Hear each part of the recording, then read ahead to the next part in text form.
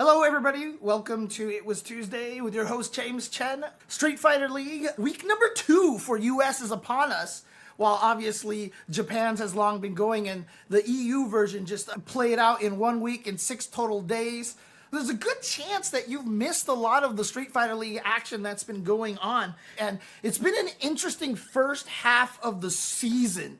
I kind of wanted to recap a lot of what's been going on and the interesting trends and storylines for Street Fighter League to get you caught up in case you have missed it or just to refresh your memory. There was a lot of very fascinating things that happened during this tournament. I want to go over the participants with you in case you don't know who's on the teams. This year at Street Fighter League US, there are 7 teams, many that have returned and a couple of new ones. So Kwaisho Gaming, it was Team Falcons. These guys have been on the same team since the beginning, practically. Since they first started allowing players from other countries to show up. These 4 have been together under so many different names, but every one of these teams are like terrifying, right? So we've got Team FlyQuest, which Punk, Nephew, and Psycho were all on the team last year. No, Nephew was not on the team last year. It was Chris CCH was on the team, but Punk and Psycho were there, and Chris CCH and Shine were on there, but they swapped it up. Punk brought on Nephew, which makes sense because Punk and Nephew are good friends, and Nephew's so good. Riddles, I think this is an awesome pickup. He's a former Smash player, turned Street Fighter player. One of the main reasons was because he became such a fan of Terry in Smash Brothers that he wanted to try out the non-platform style of fighting games. He's fallen in love, and now he plays this more than he plays Smash. This is more of his focus now than Smash Brothers. And then Terry released, and he was like, well, here we go, let's play Terry. So, shoutouts to Riddles, and he's really good. Young, very, very strong. So much upside to this player. It's really exciting. Team Bandits has forever been Mena RD's team, obviously. It's always been Mena RD and Kaba, and then 2 other players. 1 year it was Chris T and Xiaohai, and that was the year that they won Street Fighter League completely. Is Mena the best Street Fighter player in the world? Yes! He's so ridiculously good right now. He just played in exhibitions in Japan. He challenged all of the best Japanese players to a 1-3, and I think he won all of them. It's really crazy. But also, I just want to mention, I love that Chris T is on this team again and is really kind of found a renewed passion for Street Fighter 6. He started off very strong, but now I feel like he's kind of back in there. And also, when he was on the same team as Mena RD that year that they won, they became really good friends. And so the fact that this friendship has grown and bonded, I really feel like this is like a second coming of Chris T, right? Like he really is kind of back on his game. And also, I love the fact that Mena and Chris have so much in common. Both of them very, very faithful to their religion. You hear it all the time. They very passionately thank God for a lot of the success that they have. And I think that's really cool. I really love that kind of bond that they have. And I know there is obviously people sometimes are concerned about religion and stuff like that. But in this case, I feel like it's been a very strong bond for them and kind of a blessing. And it's just one of those things that I personally, even though I'm not a very religious person, I just think it's one of those things that I'm glad when fighting games are able to bring people together who otherwise may not have been able to meet or bond over stuff. So I think it's really cool. I really love seeing that particular friendship and relationship between Mena and Chris T continue to grow and be strong. And I think Mena RD is doing a lot in teaching Chris a lot of like mentality things as well. They talked about in one of the interviews with Rob TV, shout outs to Rob TV doing an awesome job there as always. They talked about this new secret technique, almost a mental technique that they came up with in Japan for practice. They didn't want to talk about it as public and such. And that's fine. Like, I'm not saying like, what is it? What's in the box? I'm not worried about that. But you can kind of see it. Like there are signs of them, the way that they're playing, the way that they're remaining calm. And I just really like seeing the kind of bond these 2 players have. And Bandits have been absolutely killing it. Phi Rebellion, I'll talk a little bit more about the results when we get there because I have some stuff that I really want to talk about. I think this is a really strong team. NuckleDu. I have so much to say about NuckleDu, but I'll save it for later. Having Jack, Dual, Kevin, and Shine on the team, all these teams seem really strong, and I'm really excited for, to see these guys grow. And having that week break is going to be interesting, because this is the first year that Street Fighter League has been live. Normally, they just go in their hyperbolic time chamber, play, and then the streams were released every week as opposed to every day. So in reality, they were recorded every day, but they were presented on stream every week. Now it's live, so we're seeing what's happening. Them changing to live has made this so much better. Having it live is so much better, knowing that it didn't happen before, and also knowing that, a lot of times we would, like Street Fighter League US would be on stream, and then we discover new tech and some other character jumps into like the forefront, and we won't see that reflected in Street Fighter League US because they were always on time delay. But this is being live, and it's awesome. It's great to see. The fact that it is live is awesome. I really like that. I think it adds to the tournament a lot. The hyperbolic time chamber, isn't that a Dragon Ball term? It's like you go into something and it's a time chamber and all you do is practice forever and you just become super strong. So Red Rooster with Mono crossover. This is always an interesting one to me because both crossover and Crime should have been on the other teams. 2Game Esports is all South America, but Crime ended up here, and Crossover is Dominican. He was on the Bandits team last year, but not this year. They picked up Boost, which is just ridiculous. Even though this is Red Rooster and Mono represents Puerto Rico, more Middle America, Central America, and a little bit more South America. They also have Chris Wong on this team. This is probably the most diverse team here. Very interesting, especially because I think Chris Wong is the only one that can't speak Spanish. It's really cool to see that this team is built like this. Blas ended up with Shaka from Argentina and two of the Brazilians, Juninho Raz, who has been the qualifier for Brazil for many years in a row now. He's been there since, he's been at Capcom Cup 3 years in a row now, and every year he's gotten better. I was really excited to see how well he'd do this year, but unfortunately, he did not win the World Warrior for Brazil this year. The winner for Brazil World Warrior was Brian Job, who is right here. Brian Job is right here, and he's an incredible DJ player, and I'm so happy that he's doing this well in Street Fighter League, or at least gets to showcase his stuff, because DJ, kind of a forgotten character, and DJ is clearly still very strong.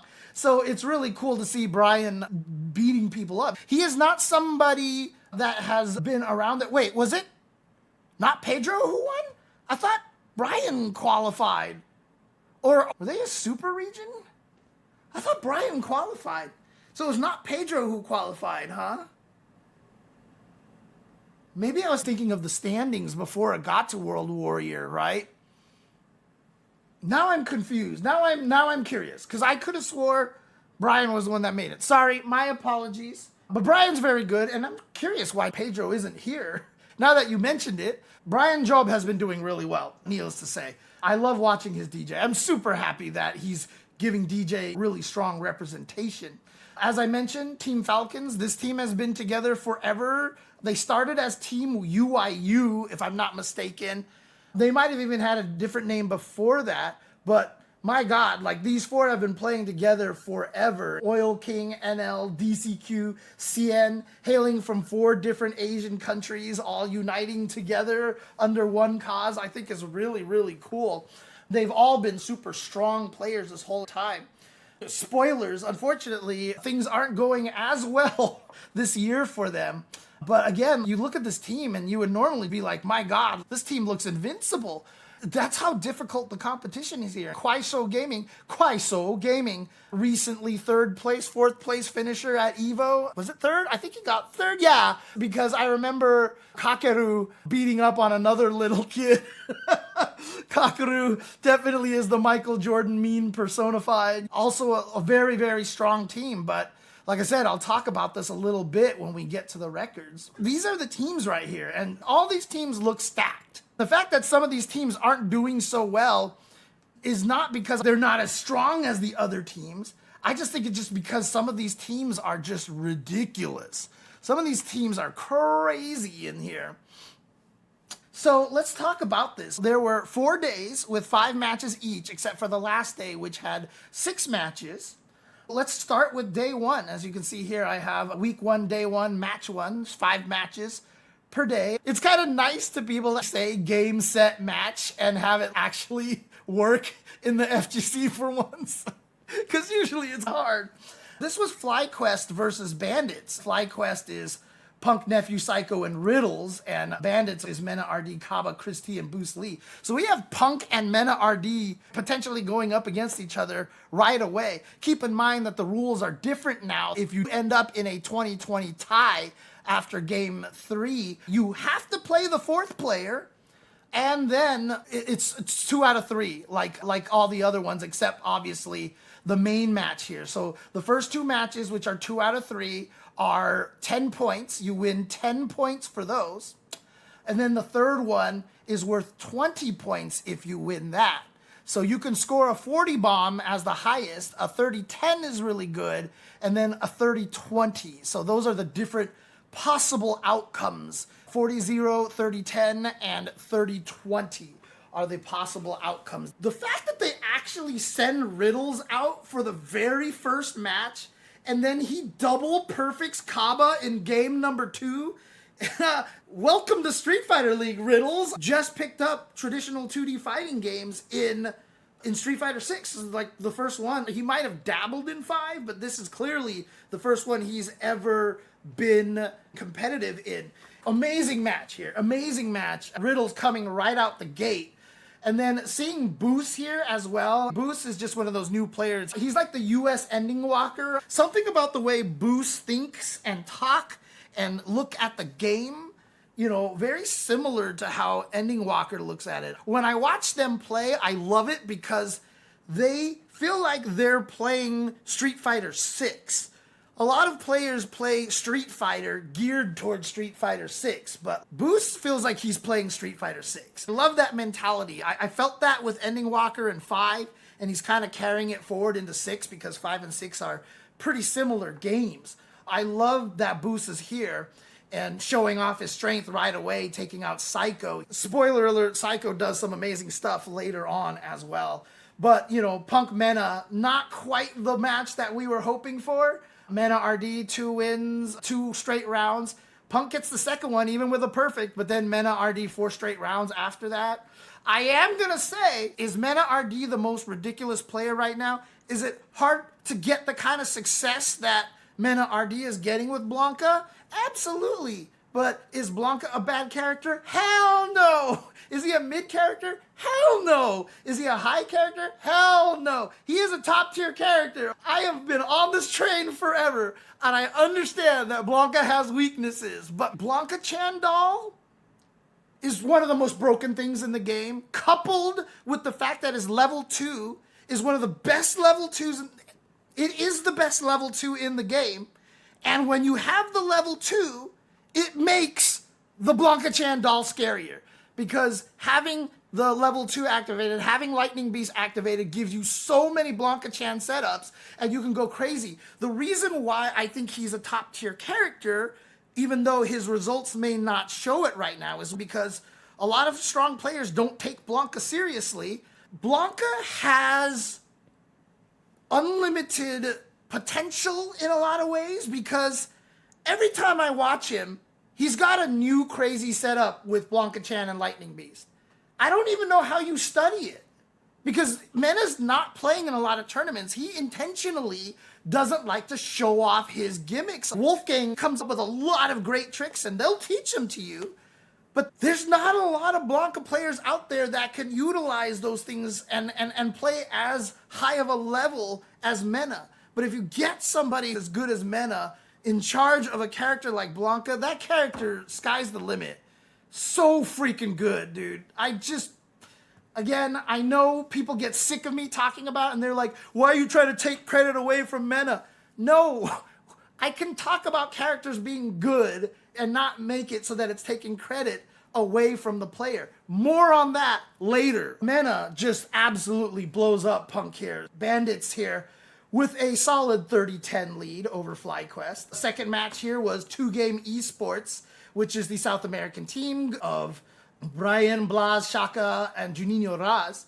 And Kuaishou is the China team. Yeah, they're all from China. So this is the China team here, Kuaishou Gaming. Mickey and Brian go up against each other, and Brian right out the gate with a win with DJ. It's interesting to see Mickey. He obviously got really far at EVO with Cammy, but he's been mostly playing Mai now. You can see a little bit of the rust, but it's also interesting that the entire team of Kuaishou Gaming, I think, they all play Mai. Like, they all will bust out Mai at some point. Juninho Raz with a strong win over VX Bao. And I'm going to say this, VX Bao is having a rough Street Fighter League right now. It's very interesting, but there is something to be said about being a player who plays nothing but top-tier characters. Because, like I was talking about with Mena and Blanca, it's the opposite if you play mostly strong characters. Everybody has practice fighting against M. Bison and Mai. And sometimes that can actually come and harm you. Like in Vanilla Street Fighter 4, Sagat, clearly the best character.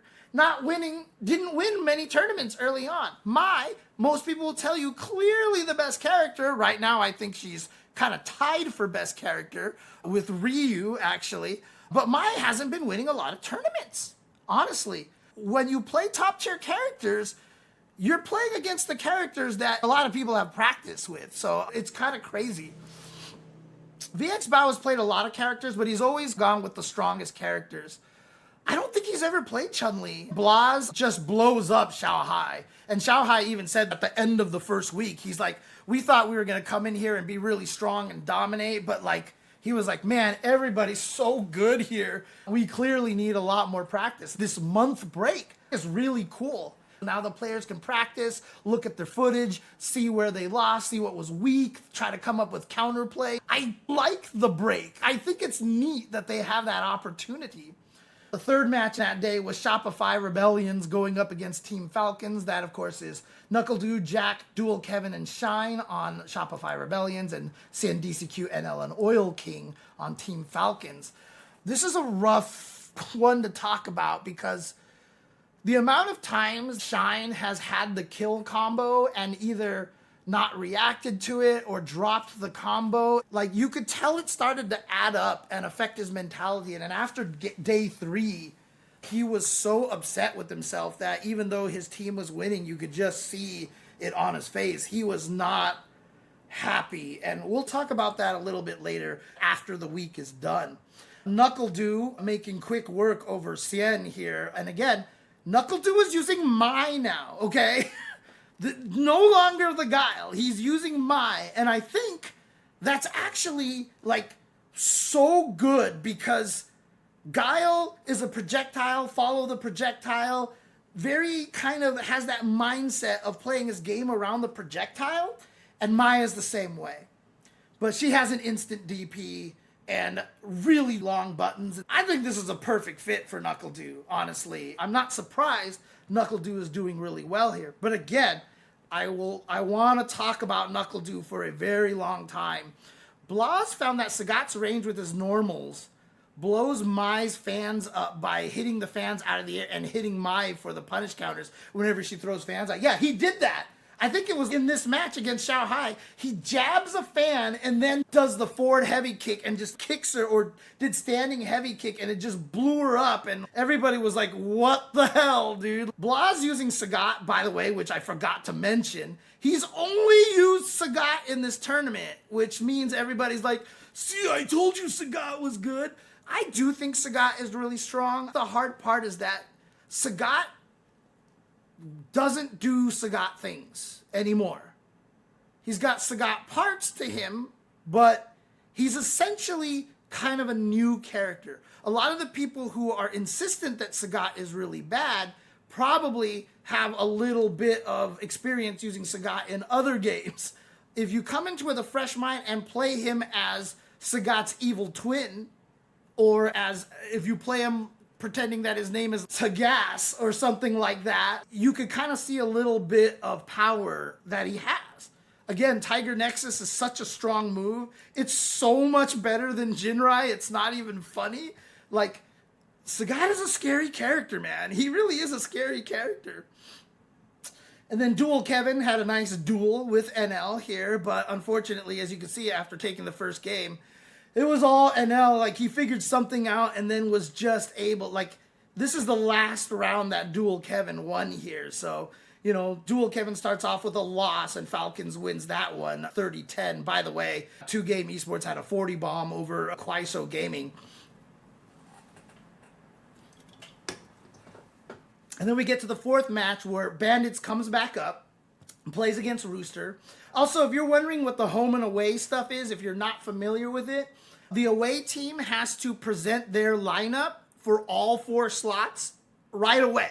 Like, he's going first, he's going second, this person's playing the anchor game 3 match, and then this guy is our fourth, is our tiebreaker guy, right? So the home team basically gets to counter pick the whole entire thing, right? And that's key. And in fact, in SFL EU, it was really interesting because there was one set that Team Mouse with Problem X won. Problem X lost. Damascus was interviewing him, and Problem X was like, it doesn't matter that I lost. They were the home team. And he's like, we picked the way that the characters matched up to win the set. I kind of sacrificed myself in a matchup that wasn't necessarily best for me, but I figured it was the best way for us to take the entire set. It's really interesting how there is that factor of this being a team tournament. Sometimes I don't feel like people think about it enough. I love that Problem X had that, comment on the commentary because on the interview, because I think that's really important. I do want to say my only critique of Street Fighter League is that I really wish the team that won gained some bonus points. Like, you get an extra 10 points for winning. One of the weirdest things for me is that you only play the tiebreaker if you're tied 20-20. And the tiebreaker is only worth 10 points. So whoever wins gets 30 and the other guy gets 20. But whenever the guy wins the tiebreaker, everyone gets really hyped because their team won. But you're going to get 20 points no matter what, and you just got 10 points? It feels weird. Theoretically, if you wanted to give them bonus points for winning, you could make this one 20 points, but also if you win 40-0, you should get 50 points. But it's also scary because you don't want to make it so that people become insurmountable. But I would like to see something more for the team actually winning. It would cause some interesting strategies as well. For example, in the very first match, we had Riddles beat Kaba, and Mena RD is sitting in this position and is very, very scary. What you could do as a strategy if you got bonus points. You won't do this if the tie-breaking match is just 10 points. But let's say you get the 10 points and a bonus 10 points. If Riddles beats Kaba here, what you could actually do, like theoretically, is send Punk up here on purpose. Because he probably have a really strong chance of beating Bruce Lee, right? While he could beat Mena RD, what you could do is that, and then put someone who has the weakest matchup against the tiebreaker here, and, have him try to beat Mena. If he doesn't, you save your best matchup for here, and you could come out with 40 points anyway. So if you get the 20 and the 10, and then the bonus 10, you come out with 40 points and they get 20 points here. It gives home teams a little more power, which I think is cool. However, that would rob us of Punk versus Mena RD a lot, right? Like, this is what people want to see. And if you do have the ability to game the system a little bit and make Punk avoid Mena so he could win here, we won't see the best matchups as often, so I get maybe why you wouldn't want to do that, but anyways, that's just my take right now. Like, I get why there probably isn't a team award, but at the same time, I would like to see it because I think it increases strategy and makes the winning team feel more like they get something. Any case, Bandits versus Red Rooster was the fourth match here. So Boost, solid win over Crossover here. Crossover having a little bit of a rough start here. And then Chris Wong managing to beat Chris T. I think Chris Wong should just change his name to Chris W. Because we have a Chris T and we have a Chris G. And if he was a Chris W, and I remember there was another player with Chris, Chris F, right? Chris F is a really strong player as well. We have so many Chris initials. I just feel like that's what they should all be called. Or we should just call them T, G, W, and F, and that's it. Mena RD here with a solid win over Cryme. So while Cryme clearly very strong, not quite up to the level that Blas is at right now. But, you know, Cryme and Blas train a lot together. So, you know, having a training partner like Blas is only going to benefit you. But it is a 30-10 here for Bandits. The last game of the day was Kwaiso Gaming and Shopify Rebellion. Dual Kevin here, losing pretty handily to Zen. Dual Kevin is having a rough start to Street Fighter League. 3 rounds. Shine loses again. He's come so close. Like, this is a pattern that you're going to be seeing. This happens to him this entire week. It's crazy. But then, Xiaohai and NuckleDu, like, back and forth, but NuckleDu closing it out at the very, very end. Xiaohai with the first, you know, match point and stuff. Actually, no, win. NuckleDu had the first match point here. But, you know, Xiaohai brought it back and then came all the way down to the end. And in the My Mirror, NuckleDu came out winning, and I think that's really cool. Like I said, especially with the My, you know, I think that's really cool. Boy, I sounded like Christopher Walken for a second there, especially with the My. You know, I don't know what it was, but it was like the voice break that I had that sounded like Christopher Walken when I said that the first time, and I'm never going to be able to do it again. Mickey fighting against Jack, so this did end up as a 20-20, because NuckleDu's teammates lost their games. He won this to bring it to a tiebreaker. It looked like Jack was just going to go down. Mickey win a perfect, and then another win, and then all of a sudden Jack just started taking it back, and he won 4 rounds in a row. So NuckleDu's heroics here gave them the opportunity to take the 30-20 win. Then we get to day 2. These guys have had a chance to rest. We've talked a little bit about the players, so I'll try to speed through the rest of these days. Brian Job, what a start here. What a start. He takes out NL, dude, in 4 rounds straight after NL takes the first round. Really cool to see his DJ doing work here. Having a DP on Kick might be something that helps them. I'm not 100% sure. Now that you mentioned it, all of his characters, including DJ, all of his anti-airs are on Kick, which is actually kind of funny. Team Falcons, and then Oil King going up against Juninho Raz. It looked like Juninho Raz was going to have a tough time, but then same thing happened with Mickey, who won 3 rounds in a row, and then Juninho Raz wins afterwards. Although Juninho Raz did win one up here, Oil King got 3 in a row. And then Juninho Raz won 4 out of 5. And, you know, it's really cool to see this. Juninho Raz has said that he's taken kind of like, he's seen as the leader. He's the captain of the team, even though Blas is the strongest player on the team. Let's not even mince words. Like, we're not going to pretend that he's not. But Juninho Raz has been to Capcom Cup, like I said, many years in a row. And he's very strong. And he's actually, I think, one of the oldest people on this team. So he's kind of taken the leader role here, the captain role. And I have so much like Juninho Raz for me is like, you know, that rookie that shows up on your favorite basketball team and he's really good and you're just like, oh my God, I love this guy and I'm always rooting for him. That's me and Juninho Raz. So I'm super happy to see him do well. Obviously, I'm sad for Oil King. We'll talk about that a little bit more as well. Blas again. Not as dominating. DCQ fought him pretty well here. I feel like DCQ changed characters in the middle of this.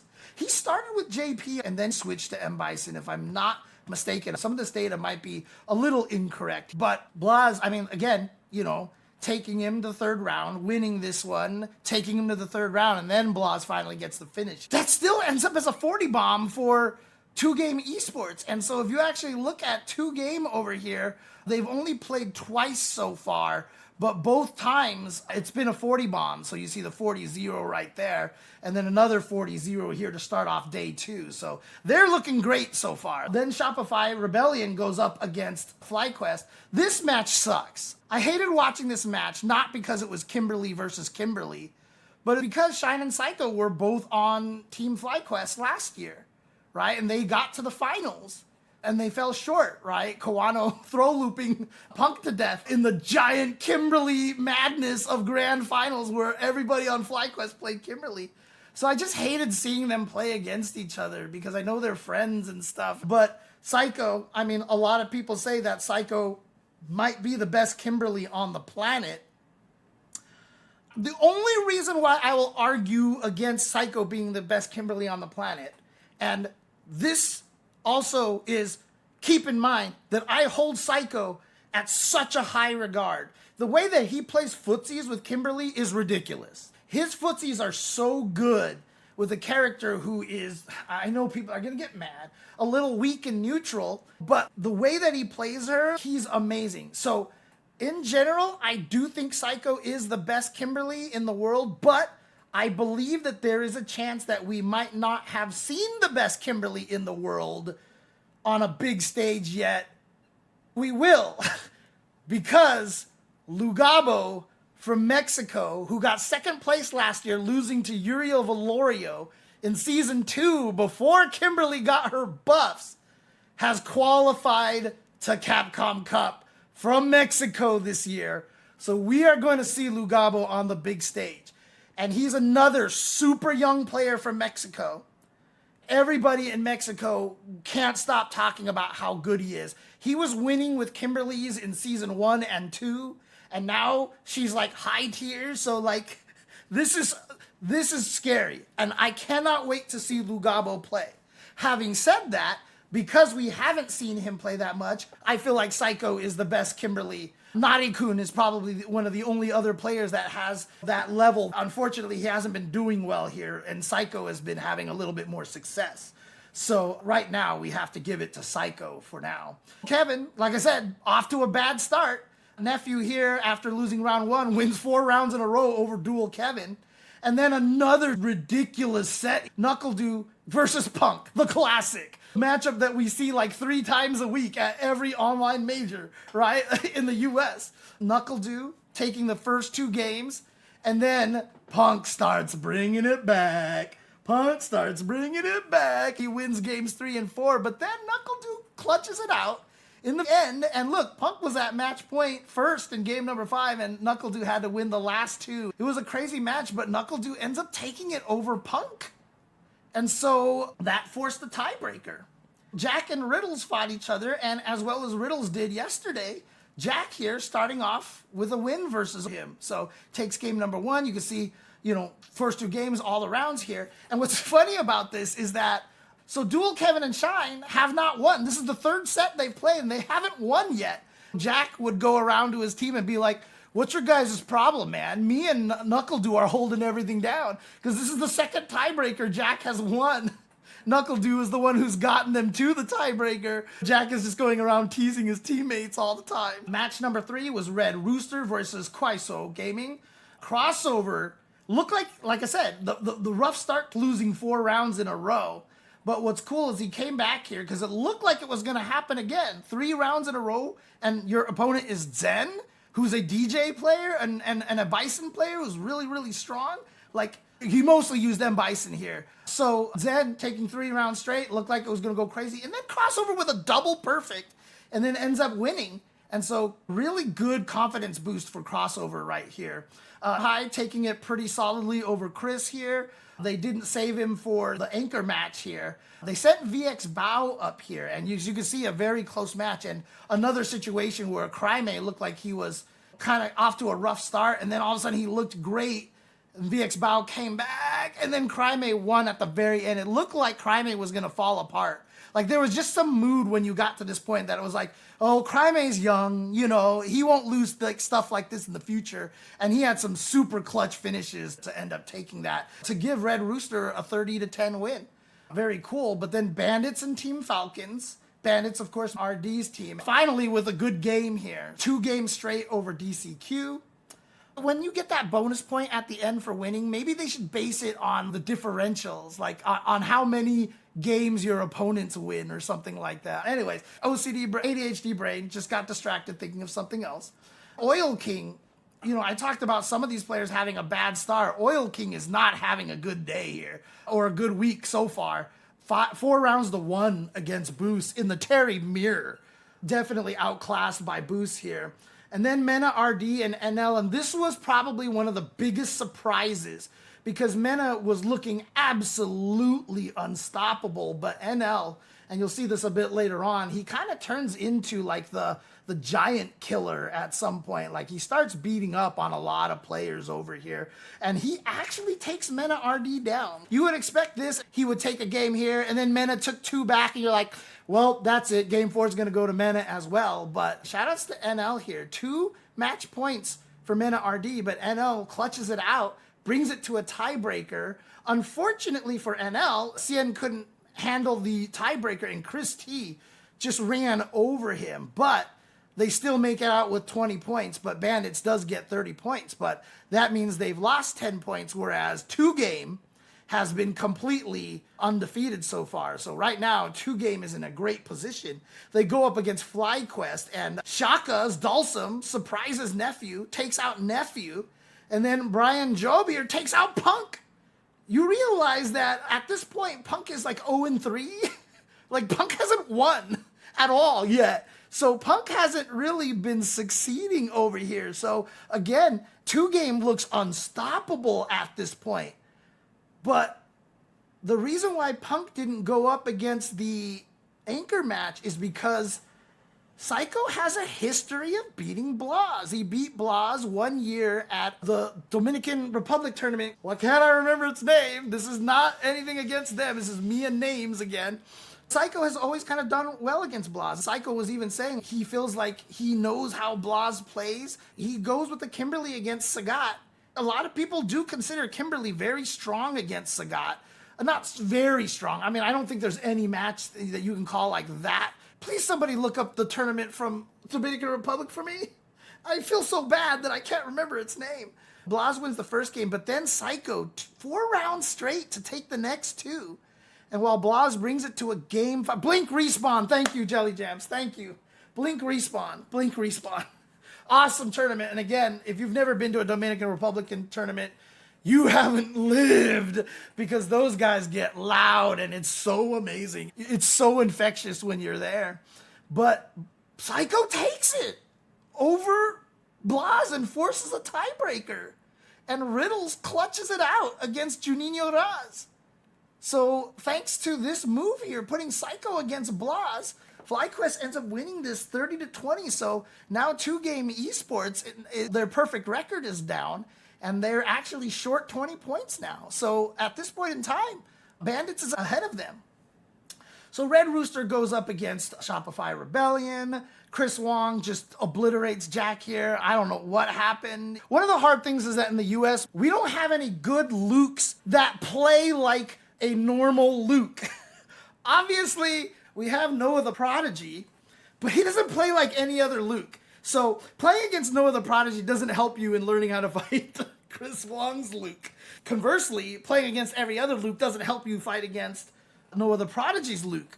So, you know, this is tough. We don't have a lot of people who are good at fighting against a Chris Wong style of Luke. If you look at Chris Wong and you look at Noah the Prodigy, night and day, right? Like Chris Wong is like, here's my frame data and here's this and I know I can do this and study science. And then Noah's like, I feel like neutral jumping, and he's right. It's crazy.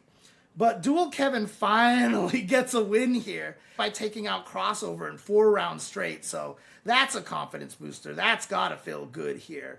And then NuckleDu goes against Crymate and wins 6 rounds straight, including a perfect. NuckleDu is undefeated. He hasn't lost a game at all. And so Shopify Rebellion takes it 30-10. I mean, they've gotten 30 points, I think, in every set they fought.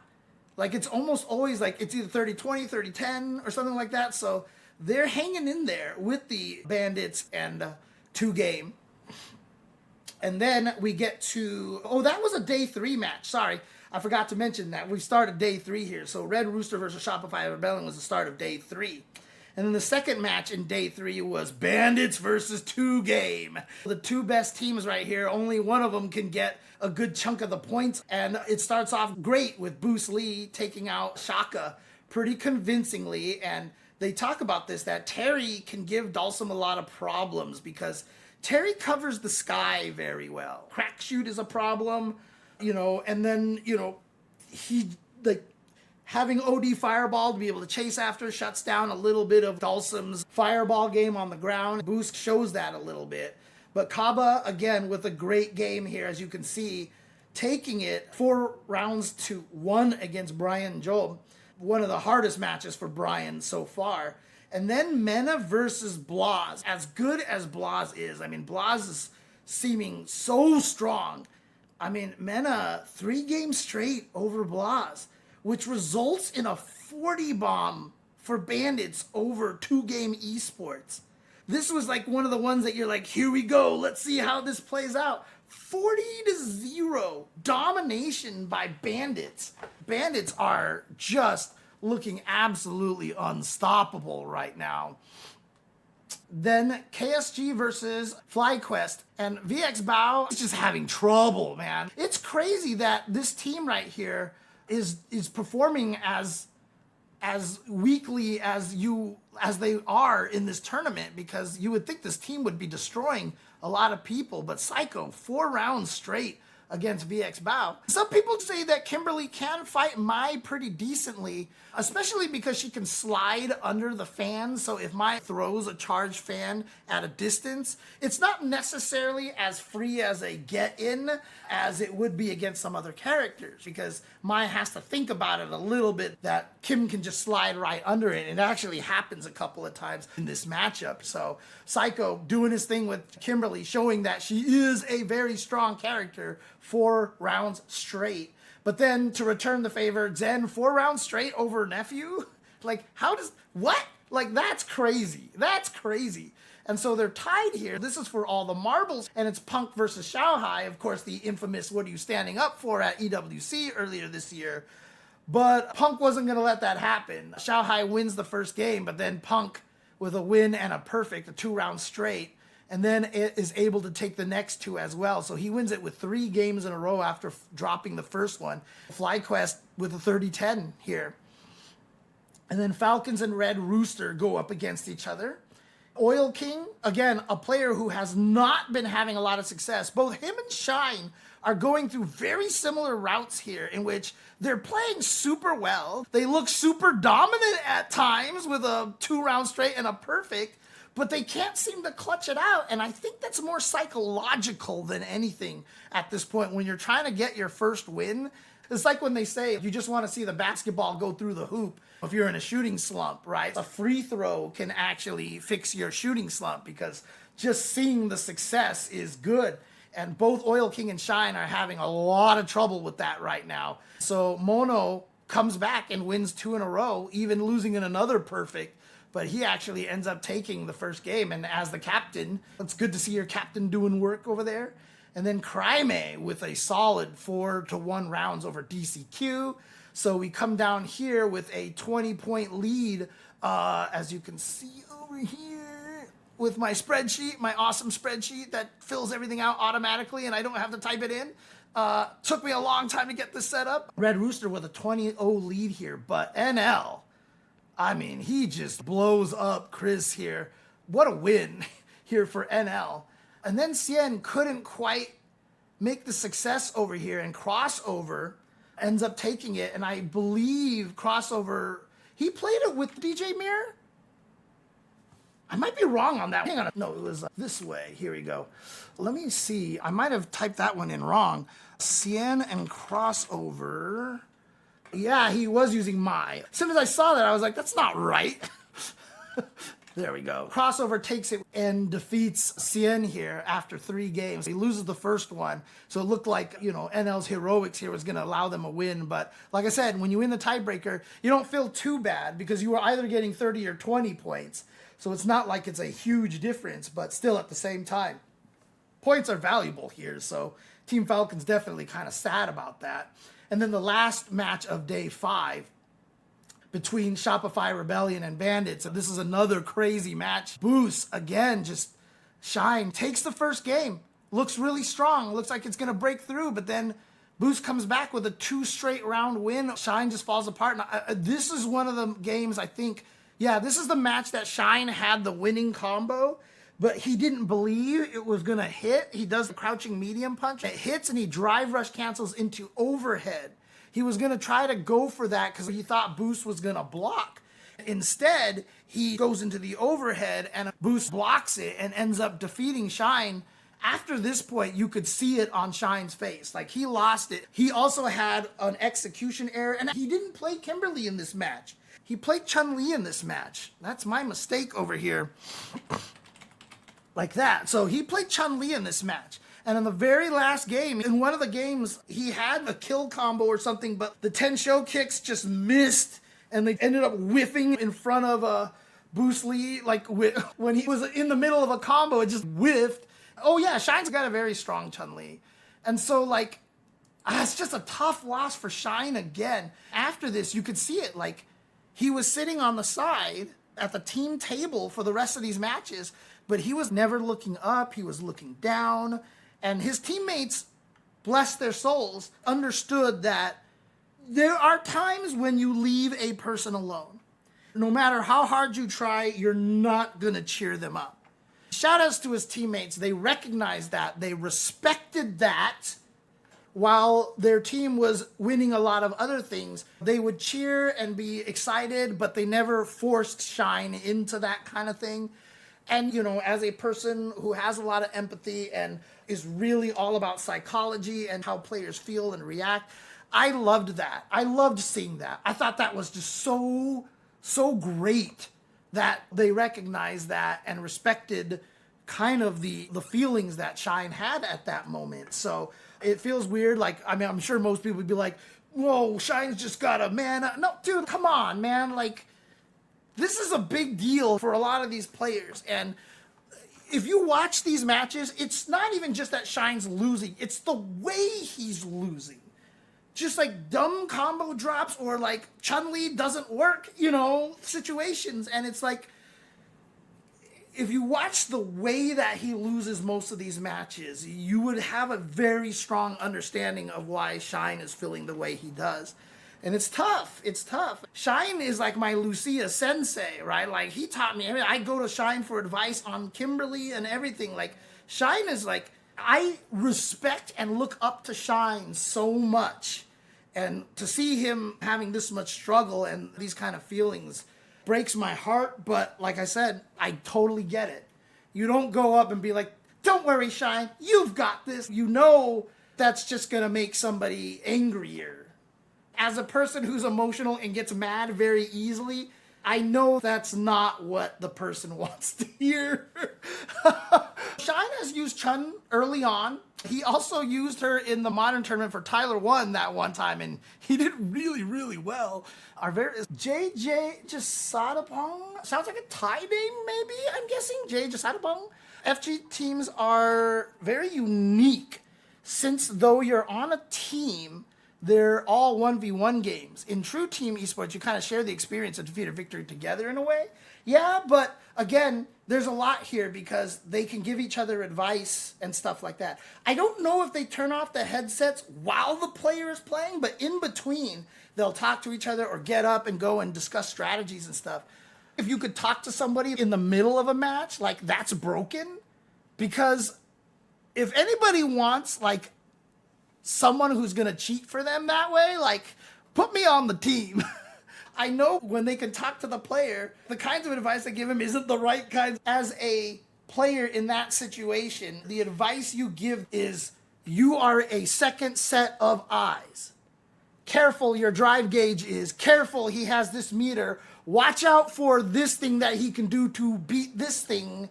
You are a set of eyes. When I played in a team tournament, who was the Ryu player I was playing with? I think it was XSK Samurai. This is like first year of Street Fighter 4.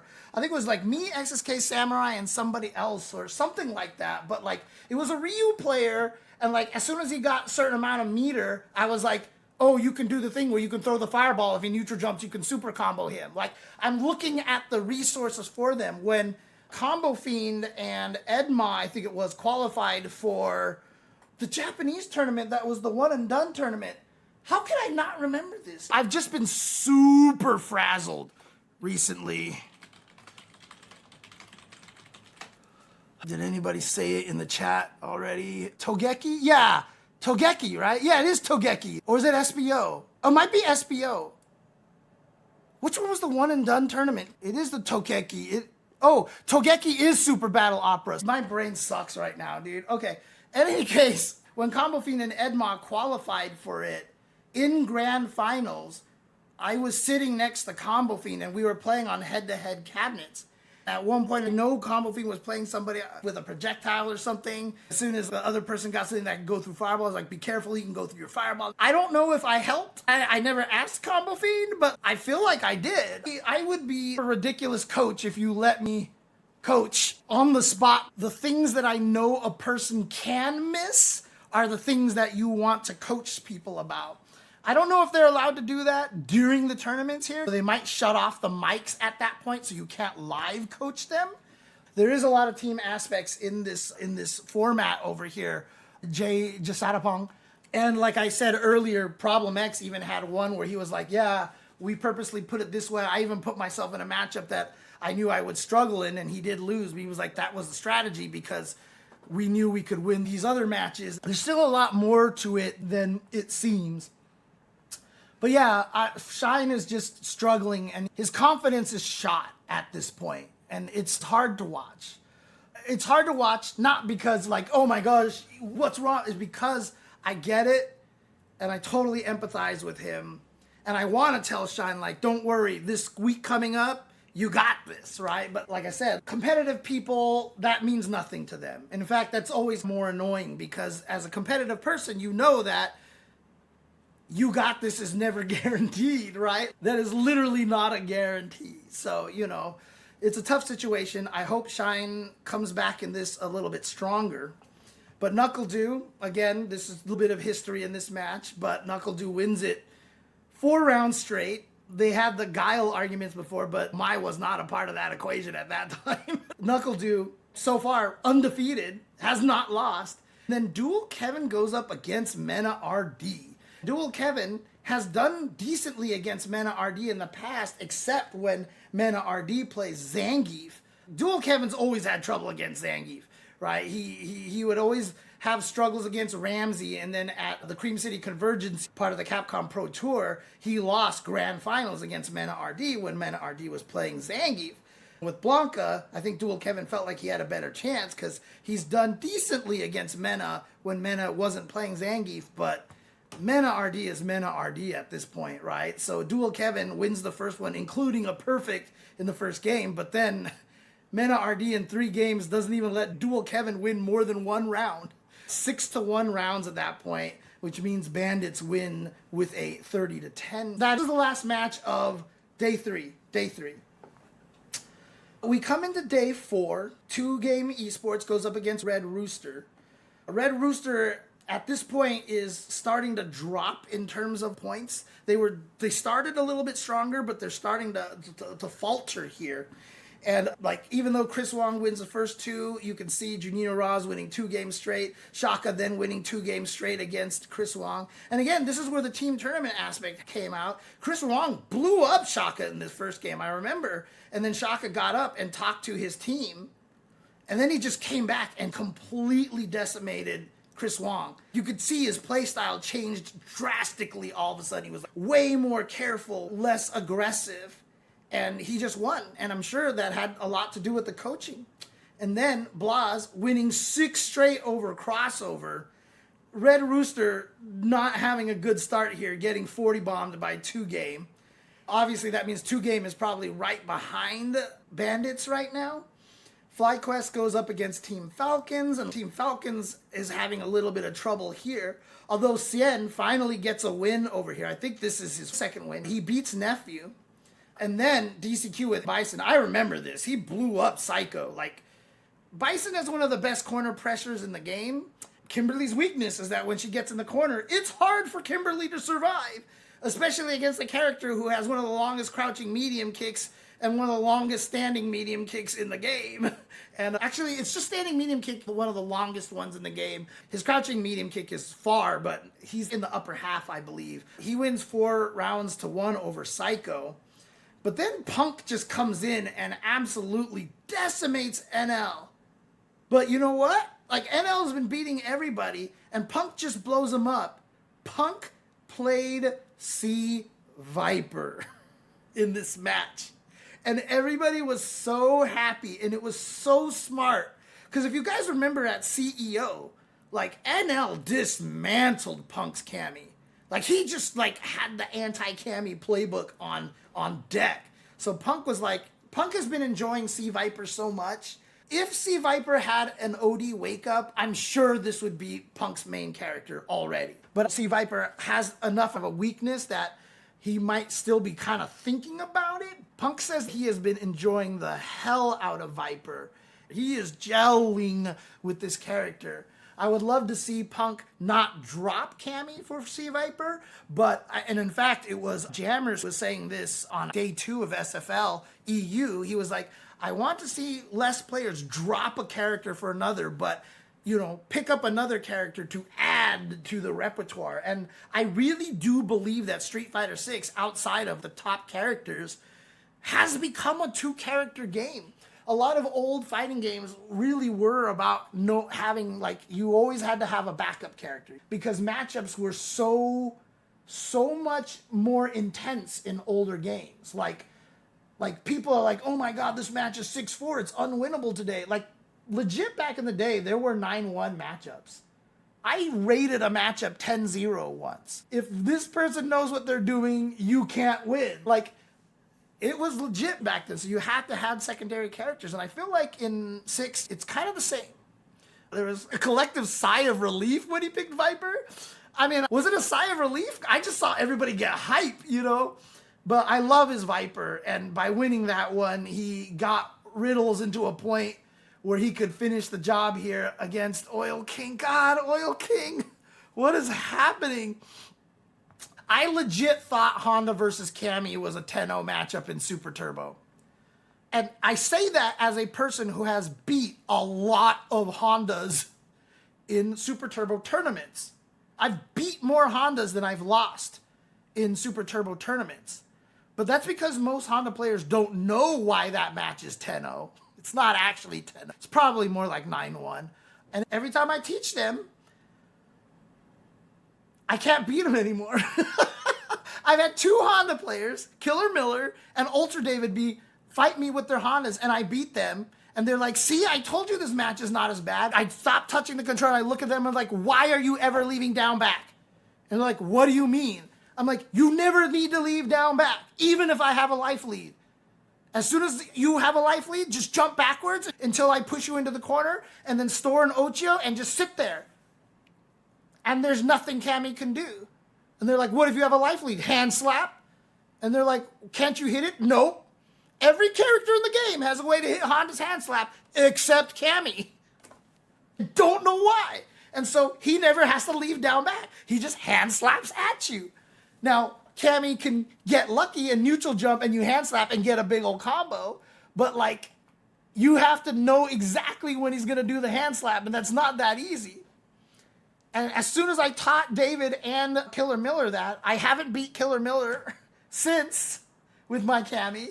And after a long session when me and David were playing at Super Arcade and I yelled at him like, do this, after we finished, he was like, yeah, okay, I can see it now. That match sucks, dude. This match sucks.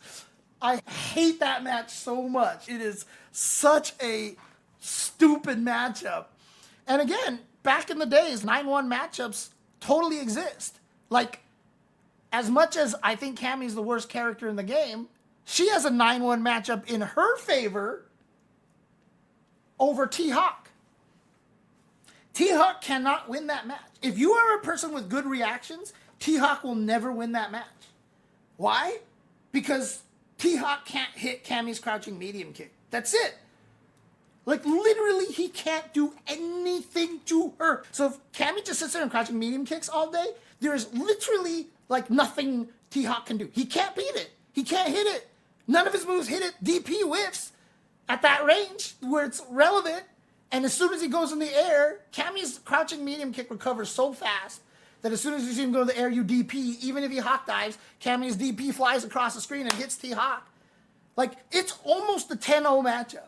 And while, you know, Mike Jones, you say like that's bull. Like, no. In old games, it was like that. In old games, it was literally like that. It's crazy. It's just how it is in older games, man. But yeah, Riddle's like Oil King here trying to win this set for his team, and Riddle's blowing him up 4 rounds in a row. Like I said, Oil King is not having a good week here. So here we go. Match number 3. Bandits versus Kwaiso Gaming. And of course, Bandits have been on a roll. But Zen, like I said, Kaba's having a rough tournament. Because like when he fights and like has a good match, it's like a good match when he wins. But when he loses, he's been losing like 0-4, 1-4 in a lot of these matches. And then Mickey blows up Boost with 4 rounds straight. So look, like Kaba and Boost didn't win a round up to this point. So Mena RD returns the favor and doesn't let Xiaohai win a single round. Holy crap. Holy crap. Dude, Xiaohai, like I said, at the end of the week, he was like, holy crap, this was way harder than I thought it was going to be. Xiaohai, although doing well, not doing as strong as he thought he was going to be. You don't believe in an unwinnable fight? There are such things as unwinnable fights in really, really old games, but that's also because there were some just impossibly bad characters in old games. And Cammy's one of them in Super Turbo. Don't get me wrong here, but there are some match. That is true. Iori versus Chin in KOF 95 is a 10-0 matchup on the Italy stage. If you don't know, on the Italy stage, they start on the dock and they jump down into the water. And round 1, fight! And they jump down onto the water. For some reason, nobody else can do this. I don't know if it's just because it's a bug with Iori versus Chin, but Iori lands way faster than Chin. He falls down and he's able to move, and Chin jumping onto the stage was vulnerable. So round 1 fight, you would jump and Iori would land first, and then you just juggle him, stun him, and he died. So, yeah, that was literally an unwinnable fight. I think that was 95. That was 95, dude. It was so sad. I didn't know about it back then. I only saw it much, much later, and I was like, what? This is a thing? But yeah, Mena RD blows him up, and then Chris T, the tiebreak king over here, maybe that's what T stands for, tiebreaker, because he pulls it out here. So Bandits comes out with 30 points after not winning a round in the first 2 games at all, which is crazy. And then match 4 here was Red Rooster versus FlyQuest. And again, FlyQuest is on a struggle situation here. Riddles wins the first game, takes all 3 games, but manages to do it over Cryme. Nephew, same kind of thing against Chris Wong, loses the first 2, ends up winning the second 2 games. And then Punk just absolutely massacres Crossover, going back to the Cammy against the Mai. And I'm sure there is history in this one. There's definitely beef in this match. So I'm sure Punk really wanted to send a message right here. And so he takes it over Crossover. And so they actually get a 40 bomb here, which is a much needed stack of points, which is really, really good. The funniest thing about that, Mike Lee, is that, like, I think it was one of the characters in Sailor Moon S has an invincible backdash, like, during the entire backdash, and she can cancel the backdash into a backdash if you're frame perfect timing. Like, it's hard, but you can do it. So you can technically backdash and be invincible forever. But I heard she's the worst character in the game, which is just the funniest thing ever. Like, that's how broken that game is, right? Oh my God. And what's it, the character that can dash across the screen in 1 second, and she has an SPD or something? So at any point in time you're across the screen, she can just go zoom and then SPD you or something. Old games were broken, man, and it's great. So would you say Kaba's results are due to the nature of him playing a zoner? I don't know. There is a lot of evidence that Guile is not good in 6. I'm just going to come right out and say it. Like, on paper, he always seems really good, but I think Guile is kind of weak in this game. Like, I don't want to rate him low, Because I feel like he's good. Like on paper, he's got like all this cool stuff. But Guile's results just do not correspond to this theory. Everyone says Guile. Oh my God, look, Guile is like not doing anything right now. I think Guile is one of the overrated characters, one of the kings of overrated characters at this point. It's based on results and not on paper. Because I still think most people would say on paper that he's really good. But as we've seen from Knuckle, the existence of Mai kind of negates the need for Guile, honestly. She has the teleport over and over. Yeah. Oh, man. Second to the last game. This was a fun one right here. Shopify Rebellion going up against 2Game here. NuckleDu goes first. Brian Job had been doing well, beating a lot of people, and he 2-0'd NuckleDu at the start, and it looked like NuckleDu was going to have trouble. But NuckleDu stuck through it, even though it was a struggle in the last 2 matches. He did get a perfect in this round. It was 3 rounds each, and he ends up getting a win here. So NuckleDu went undefeated in this tournament. Shine went up against Juninho Raz, and Juninho Raz won. Shine came back, and he won game 2 after losing a perfect, and he came back, and he won 2.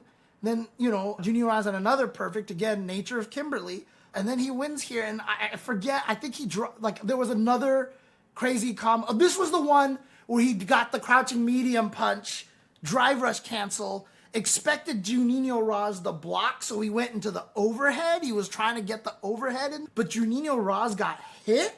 If Shine actually went into a true combo, he would have won and actually eliminated Juninho Raz. I think it was this match here that happened. And because he went for the overhead, Juninho Raz blocked it, survived. I think I was talking about that in a different match, but I believe it happened here. I remember that happened kind of late, and it was very, very sad. And again, Shine was right there so many times. It seriously felt like the universe was against him. Everything that just kept going wrong, just kept going wrong. It was crazy. But then, Dual Kevin versus Blas.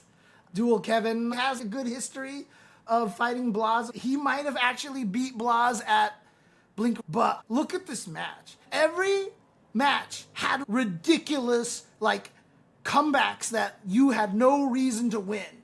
Blas did so much damage off of so many random stray hits. Dual Kevin won a match with a wake-up drive impact because he predicted Blas was going to try to kill him with an overhead. He had so little life that an overhead would have killed him on hit, but he drive impacted and was able to absorb just enough. And every match was so... he beat Blas at Combo Breaker and Evo France. So he has a good history against Blas. But look at this. 5 games, 3 rounds each. They played the maximum 15 rounds against each other.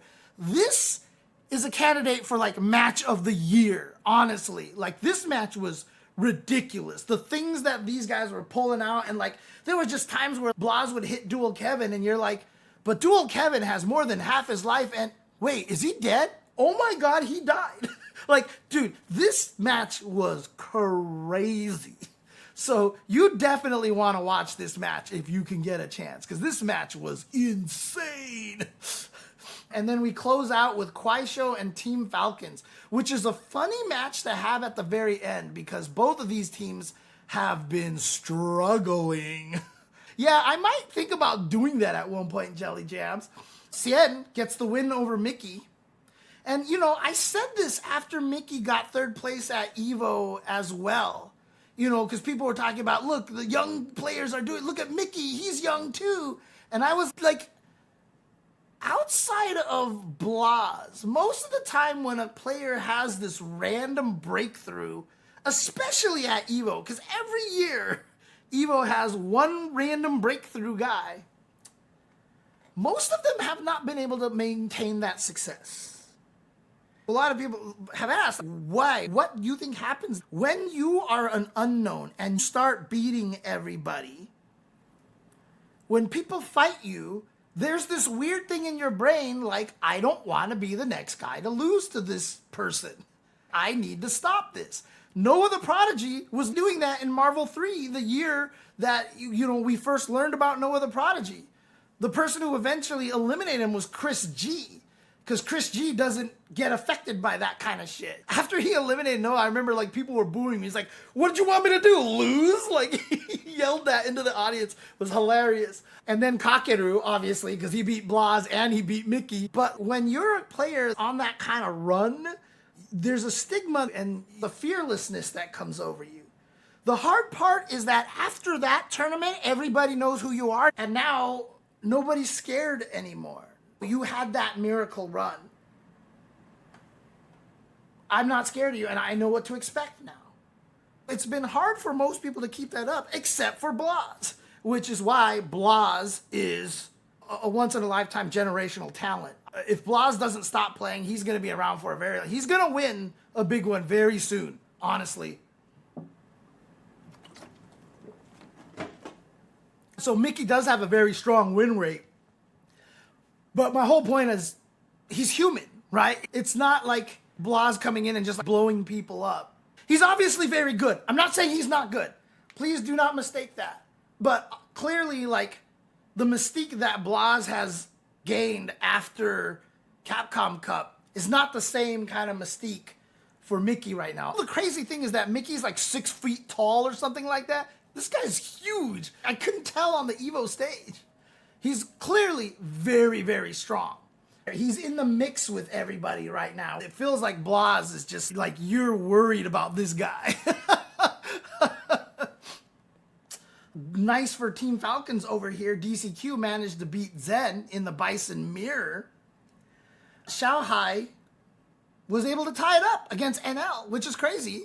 Xiaohai showing that he is a very strong player. NL was doing well, beating a lot of, he beat Mena RD earlier, but then Xiaohai was like, nope, sorry.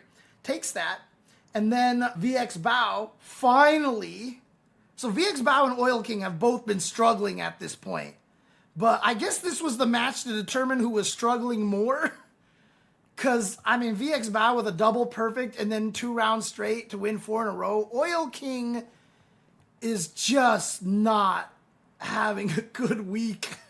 That ends it right there. We start week 2 today. Sorry this recap went so long, but I didn't expect it to go this long. It's a good indication of what's going on here. And so again, shout outs to Jelly Jams here, who does have a spreadsheet here where he's recording a bunch of stats for all the players over here. So, here's the SFL global leaderboard across different years. This goes all the way to, I guess not. I thought this went all the way. Oh no, 2025 is over here.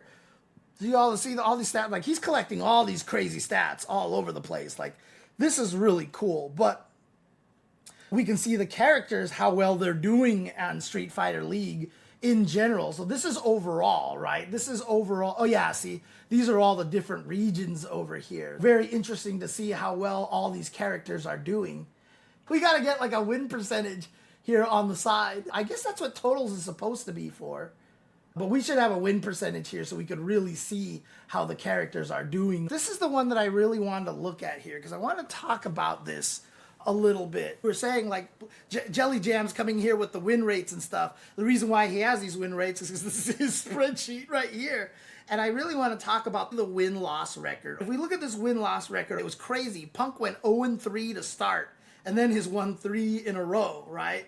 Riddles, like I said, has been playing amazing. They've played an equal amount of games, and they're all positive. They all have winning records. That's really strong for Team FlyQuest. Kwaisho Gaming has been struggling. VX Bao went 2-4, but Xiaohai is 2-4. Zen is doing the best on the team. I don't know what's going on with VX Bao. He's having trouble. I can understand a little more that Xiaohai is 2-4 because his losses are against Blas, Mena, and NuckleDu. They've been putting him in that anchor position a lot. So, like, he's been having a little bit of problem there. But yeah, this team is struggling here. It's crazy. But Shopify Rebellion, I want to mention that NuckleDu, actually it's in the stat over here. He is the only undefeated player here. He's the only player that has gone 6-0. Now, he hasn't always played in the anchor spot, but a lot of times he has. And to be 6-0 in his matches, I mean, that's crazy. Only Angry Bird has... Whoa, the sheet is being modified by Jelly Jams as we speak. What is happening over here? I don't know what's going on. I'm confused. This is funny. Oh, what's up, Black Skills? Yes, we still have to meet up. We still have to meet up. World Warrior. I see. These are World Warriors. Wait, is this World War stats? Oh, no, this is Street Fighter League. So is this World Warrior? And this is Street Fighter League, right? Is that what's happening over here? Okay, so I can still talk about this over here. But yeah, Shine with the 0-5. And this is rough, right? This is tough. And like I said, I totally get it. He is struggling and he is having a tough time. The solace that he can take is that a lot of his matches were very, very close, right? I'm assuming these are rounds, right? These are rounds under record. So as you can see, even though going 0-5 was 4-10, he's had a lot of ones that are super cool. No, this is games, right? These are games. So he has won 4 games. Oh, here's the rounds over here. Here they are. 1-2, 1-2. Oh no, these are games. Sorry, Jelly Jams, I am not reading your spreadsheet correctly. It's not you, it's me. But Shine hasn't been doing well here. And like I said, he's got to take solace in the fact that he's only lost 1 0-2. Even though that's 4-10 and it sounds terrible, he's only lost 1 0-2. It's been 1-2, 1-2, 1-2, and 1-2 outside of that. So he's still playing strong. It's just been some uncharacteristic drops and all that other stuff. That's just been unfortunate for him. Mena RD, of course, dominating over here, but Boost as well. Look at this. They both have a 5-1 record. And Boost, look at his wins. 2-0, 2-0, 2-0, 2-0, 2-1. And then he had 1-0-2 at the end, which was really bizarre. But then look at Mena here. 3-1, 3-0, 3-0, 3-1, 3-0. He's never had to win one 3-2. And the only one that he lost was NL, and that was 2-3. So Mena RD has been ridiculous over here. Probably one of the strongest players. DCQ and CN and Oil King and NL, as much as Shine feels bad, I mean, look, Oil King, what is happening to Oil King here? I don't know what's happening here. And it's like, it's baffling. And I think this is a slump. I think he's getting in his own head. By the way, look at this. I was talking about Kaba. He hasn't done bad. It's just that none of his matches have been close. It's 0-2, 2-0, 2-0, 0-2, 0-2. That is the weirdest thing. like he either just gets slaughtered or he slaughters them. And the matches that he loses 0-2, so he's at least 2-3, so he's doing good. But it's weird that the 3 that he's lost have all been roundless wins. Like, it's been 4 straight rounds, like, the majority of the time. It's so strange. It's so crazy. Yeah, so Boost did lose to Mickey. That's this loss right here. So that's why he's 5-1. I was just saying, look at what his wins are. 2-0, 2-0, 2-0, 2-0. So when he's been winning, he has been dominant. He has been dominant. But it's interesting because Falcons looks like a very strong team. Kwaiso looks like a very strong team. But as you can see, both of them are struggling over here. DCQ and NL with the best records on Team Falcons are only 3-3 each. It's been tough for these two teams. These are the 2 main Asian teams, by the way. Asia is usually a region that is considered very strong, but their success just hasn't been up to par. I remember one of the first years that the Asian team showed up in Street Fighter V, they just like blew everybody up. They like killed it. I'm pretty sure they won that year, but it just hasn't been the same recently. As you can see, that they're both kind of struggling over here. Unfortunately, despite Falcons and Kwaiso Gaming doing not as well as they would like, Red Rooster really faltered after a while. They started off pretty decently, but then at the end, you can see loss, loss, loss, loss, loss. This was a good set right here. But in the latter half, they gained basically 0 points. They just weren't able to gain any more points towards the end. And that's really rough. In their last 2 games, they weren't able to gain any points. You can see here another team with no one with a winning record. What's interesting is Red Rooster, no one has a winning record. There's 1-1 here for Mono.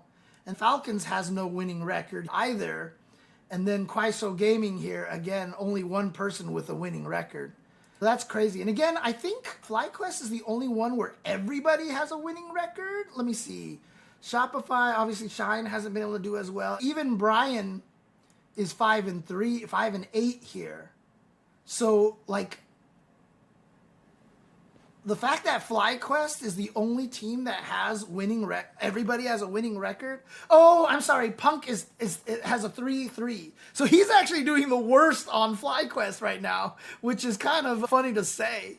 Okay, so there is no team here that has all winning record. But yeah, the Red Rooster's been struggling as well. But 2Game obviously doing really well. So clearly what we're seeing right now is 2 halves of the league. It's FlyQuest, Bandits, and 2Game on the... Oh, and Shopify Rebellion. That's right. There's an odd number of teams here.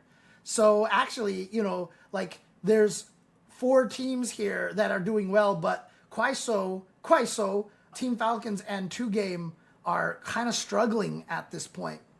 But if you... Not 2Game. Sorry, Red Rooster. Red Rooster, Team Falcons, and Kwaiso. My brain sometimes is like faster than my eyes, or my brain is slower than my... I don't know. Something...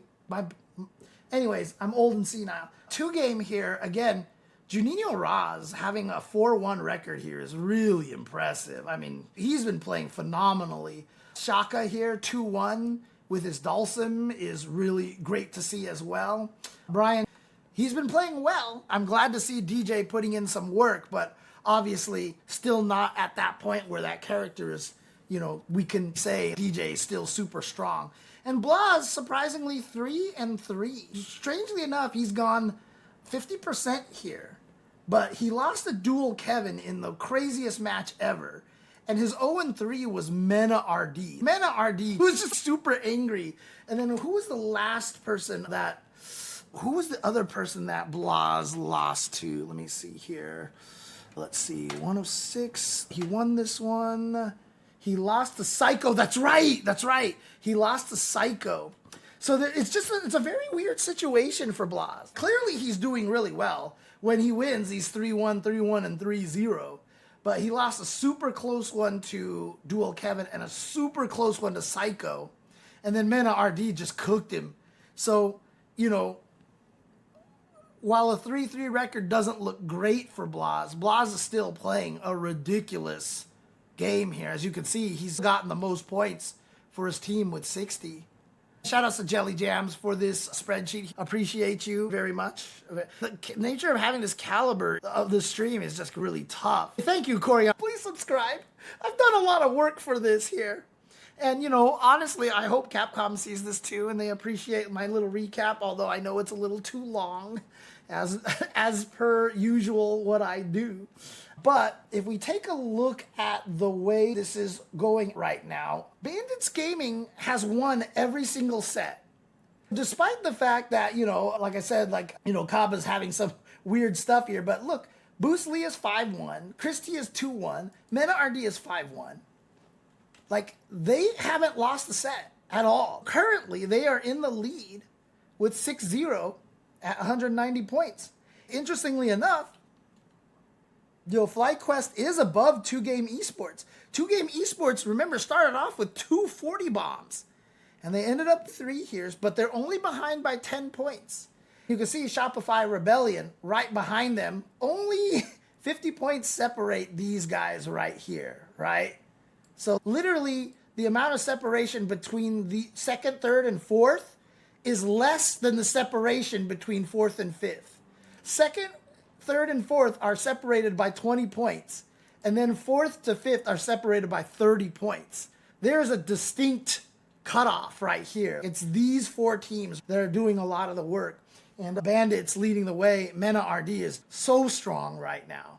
Interestingly enough, FlyQuest has been able to pull over 2Game Esports. And Shopify Rebellion not that far behind 2Game Esports, especially with the great start that 2Game has had. It's very, very interesting that we are in this position. But yeah, as you can see right here, Falcons, Chryso, and Red Rooster all having a little bit of trouble. And I suspect most of their wins were against each other. So they've been cannibalizing each other and struggling. However, whatever points a team can gain here in week 1, you can gain in week 2. So let's hope Falcons, Chryso, and Red Rooster come back strong and are able to fight their way through this. That would be super cool if we could see them make a push at the end. Even if it doesn't necessarily mean they might not get into the playoffs, which is the top 4 teams, as you can see here. But to get to the point where you can play spoiler to some of these teams, if you imagine one of these teams gets a win against Bandits and hands them their first loss, that's a big deal. Even when you're in a losing situation, when you feel like you can mess up people who are doing really well, like, I don't know what that, like, it's kind of a consolation prize, but it's kind of a flex at the same time, you know? It's a very interesting situation here. These 4 teams are really battling it out. Bandits Gaming is taking a big lead at this point. They have just been so strong. Mena is very strong, but Boos is 5-1 as well, right? Chris T has won every tiebreaker. He's only lost a non-tiebreaker match. Chris T has been super reliable on that tiebreaker position. So Bandits Gaming is looking super strong, despite the fact that Kaba has gotten blown up in a few of those, in so many of these matches. He's still won too. He's still gotten his team 20 points, man. Like, that's really impressive. This team is riding very strong. So that's basically what's been going on here on Street Fighter League week number 1 to get you guys caught up. And I hope this has got you excited. If you haven't seen the US Street Fighter League, it's been amazing. The matches have been incredible. We're only halfway through. But I don't think it's unfair to say that this is the best year for Street Fighter US Street Fighter League. Mostly on the back of the fact that it's live. The live is so good. It's so good. It's like, it makes it so much more like, I don't know, like knowing something didn't happen a few weeks ago. I don't know. There's just something about knowing that while you're watching it, nobody knows the answer and that it's still unknown. Like, it's crazy. But before I end, I do want to say one last thing. I want to pick an MVP of the first half. When talking to, you know, when you listen to, it was like Vicious and Tasty Steve and even Ringe at one point, and Rob talking about who their potential MVPs are. Some of them talked about Boos, obviously with that 5-1 record and stuff like that. And, you know, with certain players like Mena RD doing super well, you kind of expect that out of them, right? Like NuckleDu is 5-6-0. He's undefeated, but like, do you give the MVP to the players that you kind of expect to do well? Or do you try to save MVP for someone who's really just pulling it in for their team, etc., that kind of thing? I'm going to give my MVP to NuckleDu. I am 100% giving my MVP to NuckleDu. Not only was he instrumental for getting them to tiebreakers a couple of times so that Jack could close it out. Jack has only played 3 matches and he's won 2 tiebreakers. Jack's been looking strong here. But the main reason why I want to give NuckleDu MVP, all right, and this is going to sound weird, is because he's playing Mai. There's no way to sugarcoat this. I am sick of US players, North American players, shying away from broken top tier characters. I'm not even going to say Maya's broken, because like I said, I don't even think she's broken, but she's clearly one of the best characters. When people see NuckleDu switch to Maya, they're like, I mean, someone even made the joke in here earlier, we can't think that way. Pick the good stuff. And I'm glad that NuckleDu is doing that. Because clearly, as I mentioned, Guile is just not pulling his weight here, right? And the thing about it is, like before NuckleDu, like Jack was playing Mai a little bit, but as you see in this tournament, he has played only Jury.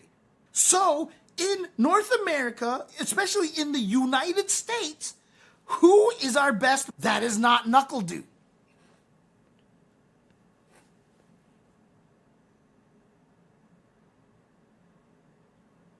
Why don't we have a strong Mai in the United States? Like, what's happening? Like, why is nobody playing this character? Why is nobody playing this guy? Like, in Europe, you got Kills You, Zerna's moved to Mai, right? In Japan, like, when they figured out Mai was strong, everybody played Mai, right? Like, they all played Mai. They're using what's strong. And the stigma of, why are you jumping to Mai? We have to end that now. Sorry, that was my first profanity right there. I was trying to keep this stream particularly clean, although I might have dropped one earlier. Regardless, we have to stop that. The reason why Japan wins a lot is because when something gets good, they abuse it. Ed strong, everybody went to Ed. Oh, Bison strong, everyone went to Bison. Oh, Akuma strong, everyone went to Akuma. Oh, Mai strong, everyone went to Mai. Like, that's why they're so good, because they don't hold back on a lot of this stuff. And the fact that NuckleDu has just been like, you know what? Screw it. I think it fits him really well because he has a guile as well. This is what I mean. When I talk about Blanca being strong, I love the fact that Mena RD is playing this character that nobody else is willing to really give that shot, like that top level player, right? Except maybe like Problem X, right? Mena RD is willing to play this unorthodox character and he is just like murdering everybody. I don't think that the characters are carrying any of these people. I am glad, though, when the players use strong characters. And that's why I want to give NuckleDu MVP, because it's kind of a symbolic thing. Not only did he go 6-0, so he deserves it from that point, but he is playing what's strong. NuckleDu is clearly a very good player, so when he uses Mai, it's even that much better. And like I said, it fits in with his style. And I love that. I'm so happy that NuckleDu has picked this character, because this is what we have to start doing, honestly, I think, in the US. Like, we have to embrace the broke, right? We have to embrace the broken stuff. I mean, how many Ryus do we have in the United States? Who's our best Ryu in the US? Why don't we have, like, Paladin? Like, why don't we have an obvious best Ryu in the United States? What's wrong with us? Why are we so scared to embrace the broke? Honestly, I don't get it. I don't know what's going on. So, you know, kind of like what Jammer says, it's good to pick up a secondary. Pick up these characters. Start killing everybody with them. They're good. Use them. This is competition, right? You can have as much honor as you want, but if you can win with a strong character, you're still winning. It means you're still better than a lot of other people. I'm not telling everybody to jump to top tier, because like I said, I love that NuckleDu has made this jump because that fits him in particular. Would I tell Punk to go play Mai? Not necessarily, because knowing how Punk likes to play, Mai is not the character for him, in my opinion. I would love to see him go Sagat. I don't think he could pick up Ryu either. I don't think Ryu is the right character for him. But not everybody can play all the characters. But even the people who can play those characters aren't playing them here in the States. And it's so frustrating. And it's smart too, because Du is good friends with all of these other guys. And if we have a Du level Mai, that's going to prepare everybody like Dual Kevin, Punk, all those guys on how to fight a Mai at that level. It's not just, hey, I want to win with this character so I can succeed. But by picking up the good characters, you're helping everybody else that you are playing against and in your circle. We should have somebody picking up Ryu who is ridiculous so we can all learn to fight him. Like Boos picking up, obviously Terry is very strong and he's doing well, but like, Maybe somebody, like, we need somebody to pick up a Ryu so he can start blowing people up. So, right, Punk's Ryu is not that good compared to the other fighters that he plays. I think that Ryu is a mismatch to his fighting style. Again, I'm not telling everybody to jump directly on them. But, yeah, so Du with Mai and Punk with Viper, needs to break in the dam. Yeah, honestly, like I said, the problem with Viper is that she has no reversal. A lot of people are like, but no big deal. Like, you don't want to wake up with DPs all the time. No, that's not the issue. Every time I talk about this, everybody is always like, well, you can, no. It's for the drive rush OS. Drive rush cancel OS. Crouching medium kick into medium. Gap, you do the ODDP and you blow them up. If they do a true block string, it eats your ODDP and you're fine.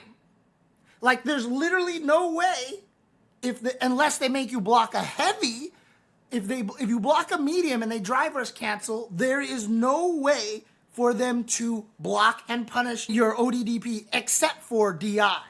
You can drive rush and DI, and then it depends on the ODDP, because some characters like Guile will go through you. You'll miss with the DI, and Guile recovers at the same time as you do, and you can't punish him. Like Ken, you can punish because he's got to do 2 DPs and stuff. Actually, no, Ken just blows you up because he stays on the ground and hits you enough times, and I think he just breaks it. No, actually, he absorbs the first 2 hits, and then he hits you. Then you hit him because he only goes 2 hits, and then, yeah, so the first one gets absorbed, and then you just smash into him. So it works against Ken. Some characters you can't punish at all in that situation. For those characters, there's literally no way they can block your DP to punish you for doing that DP. It is a completely, almost consequenceless DP, ODDP to try, unless the enemy does drive rush cancel into a level 3, which we've seen guys like Boost do crazy things like that. That clearly works. I think we saw a drive rush cancel in like my level 1 to blow up. Things like that work, but obviously those are big call-outs. Having the ability to interrupt that kind of pressure, especially when drive rush cancel is so prevalent in this game, especially off of mediums, not having that is a problem. It is a big weakness, right? Like, you take that away from make it so her ODDP isn't invincible, like, Mai drops in tears. I really feel like she would kind of go down. If you look at the top characters in this game, every single one of them has an ODDP. JP is the only one that doesn't have a traditional one, but his OD amnesia beats everything, even throws. So the only thing you can do is just drive rush cancel into nothing. So it's not quite as good, but he still has that threat to make the opponent have to rethink their offense. Whereas if you're fighting a Kimberly, a Viper, or a character that doesn't have the ODDP, if you do medium, drive rush cancel into medium, that is not a true block string, but only has a 1, 2, or 3 frame gap in between, you can't do anything. You have to hold that pressure. It's such a weakness to have, in my opinion, in this game. I think it's a huge weakness to have. So, having it is so important. So while I would love to see Punk main Viper, it's really up to him to decide whether losing that ability to stop those kind of things and gaining like the 4th longest crouching medium kick that you can still cancel into special moves. You can't cancel into a drive rush, but you can cancel into special moves by spending a block of your gauge and then just having great range and unleashing damage like crazy. Like, it's a question, like, is that a worth it trade-off for Punk?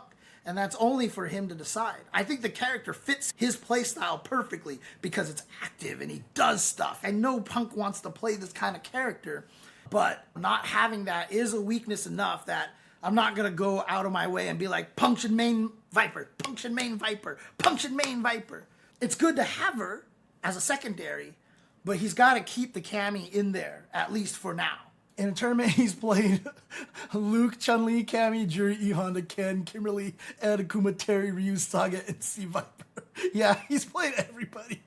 Besides the player Colibri for Ryu, no other Prodigy did play Ryu on a TNS 2 weeks ago.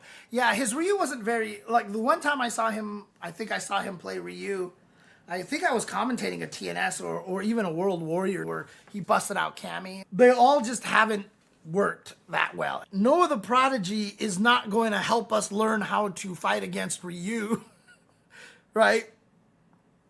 Because Noah the Prodigy is his own being, right? He plays the way that works for Noah the Prodigy. And nobody else is going to play that way. So, unfortunately, Noah the Prodigy, and again, I'm not saying he's bad or anything. Like, Noah the Prodigy is an amazing player, but him learning characters is not going to help other people learn how to fight said character. That's the only problem. So, but yeah, so like coming all the way back, like I am really happy that NuckleDu is playing Mai. And I'm happy that he's winning with Mai. And I'm happy that he's 6-0 with Mai. Because we need to start doing this more often. We, like, America, especially.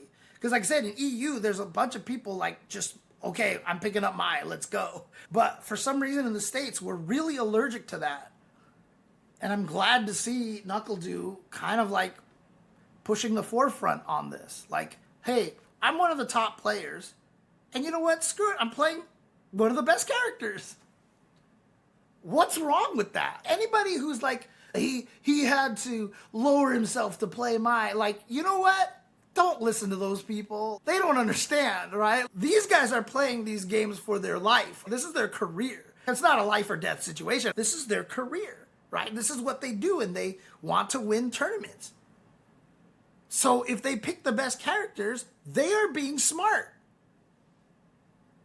If you fit with Mai's playing style, or you fit with Ryu's playing style, or you fit with Ed, or you fit with JP, and you're not playing them, and you live in the United States, I think you are lowering yourself not to play those characters. You should be playing those characters, and you should be winning with those characters, honestly.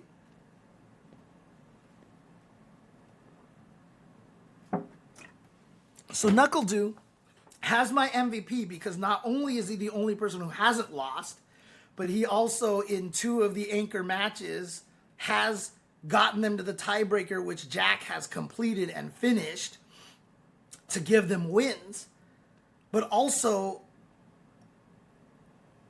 it's just great to see what I feel like he's playing the game. I just think it's important that someone of his skill level is using this character.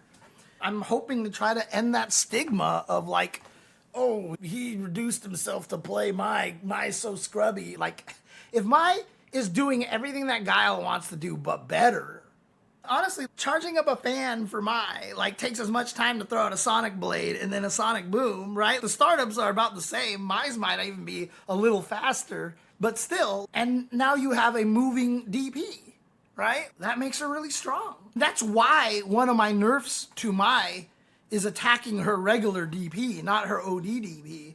One of my nerfs that I would give to Mai is attacking her regular DP, because just having a solid anti-air like that is really strong, honestly. So you have a solid anti-air like that, and you have the OD DP that can blow up a bunch of stuff. And again, I just think that this is the right way to play, and I'm really glad to see Knuckle doing this. I've always rooted for NuckleDu, okay? Always been one of my favorite players, always rooting for this guy. But like, I'm like so excited to seeing him play Mai. And yeah, I know people hate Mai and they're sick of Mai. Whatever, dude. I am happy and excited to see NuckleDu play Mai. And I want to see him kill everybody with Mai. I want to see that happen. Not to prove that Mai is broken, but because she is super good. So we should be using her. I'm glad to see that success. And I hope that it's a good example to set. And I hope more players start using the strong characters here in the States, honestly. So, like, I'm not going to say that everybody should just jump to Mai. Like, it works particularly good for NuckleDu. However, my point is, who are some of the characters that everybody says is really strong, right? It's Mai, JP, Ed, right? Those are 4 of the strongest characters. We can barely name any of our JPs or Eds. I mean, not Eds, because we got Chris CCH who uses Ed. But, you know, like, we don't have any Mais. We don't have any Ryus. And who is our strongest JP at this point? Do we have a JP in the US? It's just weird, right? There are a lot of top tier characters for different play styles. And I feel like we're lacking in all of them. A lot of that comes with the stigma that the US community keeps pitching. This character's broken, I hate her. Ugh. We need to change that mindset. Not just because I want US to win, but because This is a competition. That's how you're supposed to play. Honestly, Banana Ken's not at that level. I know the players who are at that level is a short list, but the fact that we don't have a Punk level threat at every tournament, a US player with a Mai or a Ryu or a JP as a Punk level threat in the United States, I think is like, what's happening here? What's happening? Meta RD we don't have to worry about because he's playing one of the most broken characters in the game, Blanca. No one's ever going to convince me that Blanca's not top 5 in this game. And again, I know part of it is meme inertia that I'm just going to carry that flag, but also I genuinely believe it. Because a lot of times when you see Blanca do things, like Meta RD will do crazy stuff with Blanca. It's not some crazy read, although he has crazy reads, but sometimes it's just a really nasty Blanca setup that you've never seen before. But if you get a player who's that good with a character that has that much variety, they can just feel like they're improvising in the corner with Lightning Beast and a Blanca-chan out there. This character is like invincible, dude. But yeah, never ever treat anything I say about how good a character is as me downplaying the player, because I want our best players to use the best characters. Like, that's just how it is, right? And again, like Punk, I'm not going to be mad that he's stuck with Cammy this whole time because I don't think a lot of those characters fit with Punk. Punk is going to be able to beat a lot of people with any character he plays.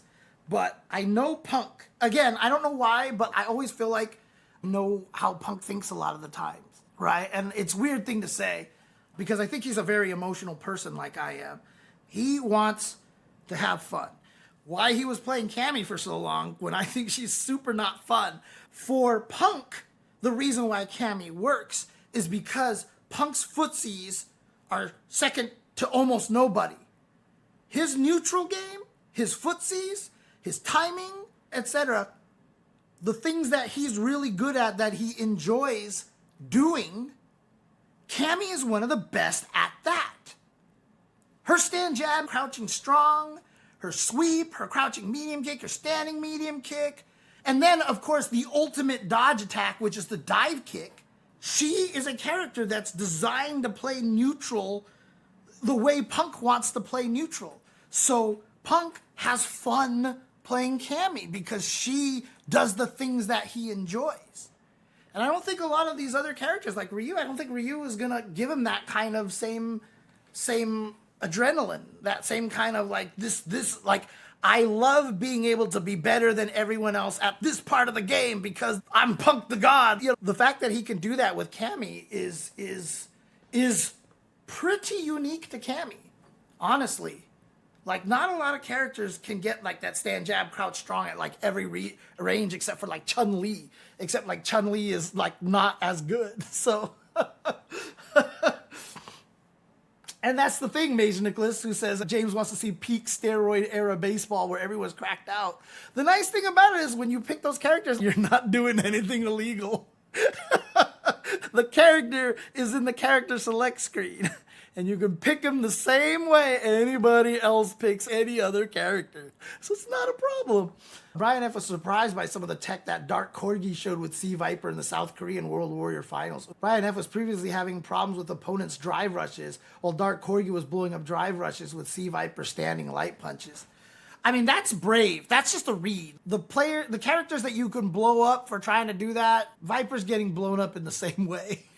That's one of the tough things. One of the strangest things that I've seen, I haven't seen any Viper do this yet. I think this is a really interesting tactic. Maybe I'll make a tech video on it. It's very odd to me that I haven't seen a lot of Vipers do this. It is a big risk, and you should only pull it out when you have a good read on your opponent.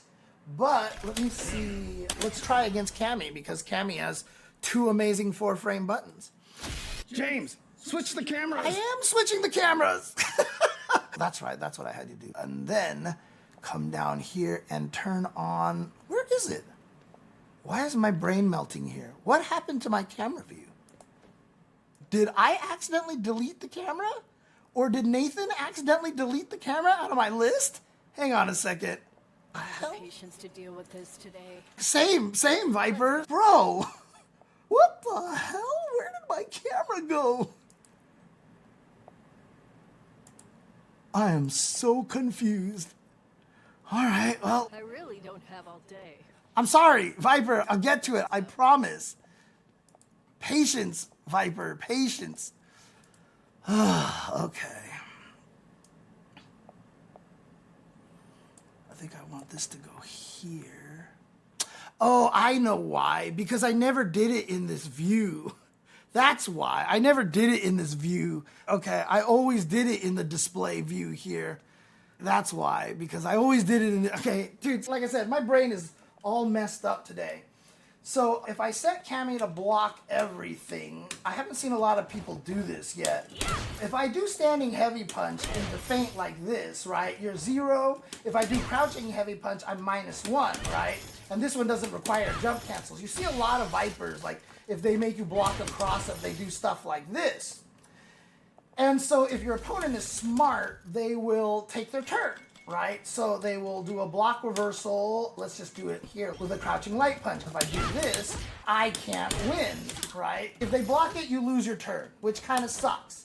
This animation looks almost exactly like this animation.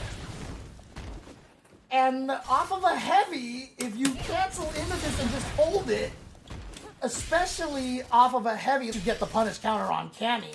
But some characters, you don't get the punish counter on that situation. But if you do this and they take their turn, every single time you gotta hold this and block like this, you can fake it out one time and get the crumple. I haven't seen anybody do this.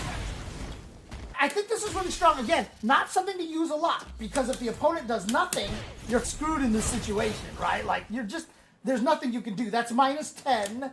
You can dash cancel it if you're really brave, but as soon as they see you moving forward, you're dead. So if you do this and they don't jab, you're dead. And that's the risk. But if you are fighting somebody smart enough to take their turn, every time you do a close-up, you get mix-ups and setups. If you get that one time on them, you are going to be able to steal so many turns. Because like I said, there's no visual indication which one she's doing. No one's gonna be able to tell which one she's doing because they look exactly the goddamn same. I just think that this thing is really strong. I think that that's a great, like, once in a while trick to throw out with Viper. Whoops, I keep messing up the cancel here because I keep doing it too fast. There you go. I keep hitting crouching fears too early. What am I doing wrong here? Why am I coming out with the wrong thing all the time? Well, that's something I'll figure out another day. But yeah, so on the case where you fight someone and they know that they can take their turn back in this situation, come on. Why am I not getting this cancel here? And it does work off of this one, but obviously the reason why that one is not as necessarily convincing is because if I know you're gonna do that, we can trade, right? We can trade. But, you know, if the opponent shows that they're always willing to trade on this, because one of the hardest things is that if you do this at the wrong range, if you're not point blank, that happens, and then you're screwed, right? This only works at blank range here, like this, and against longer jabs.